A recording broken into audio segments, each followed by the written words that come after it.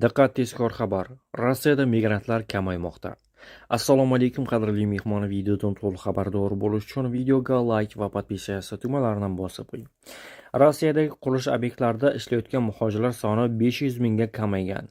Bu ma'lumotlarni quruvchi Milliy assotsiatsiyasi rahbari Anton Glushkov Reunosto'ga bergan intervyusida ma'lum qildi. Uning ta'kidlashicha, bu ko'rsatkich 2025-yilning birinchi choragi yakunlari bo'yicha qayd etilgan va o'tgan yilga nisbatan 15-20% ga kam.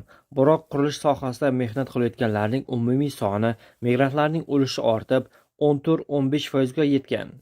Glushkov mehnat muhojirlari sonining kamayishini mamlakatdagi qurilish sur'atlarining sekinlashuvi bilan bog'liq bo'lgan ishchi kuchiga bo'lgan talabning kamaygani, shuningdek migratsiya siyosatining keskin choralari bilan izohladi.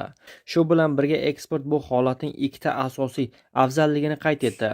Rossiyaliklar uchun xorijlik ishchilar bilan raqobat kuchayib ketdi. Migrantlar mehnati sifati oshdi. Ilgari ish beruvchilar mehnati arzonligi tufayli migrantlarni yollashni afzal ko'rar edi. Endi esa ish haqi kamayishi kuzatilmoqda. Xorijliklar ishchilar foydasiga bor yo'g'i 30-40%, deya qo'shimcha qildi Glushkov.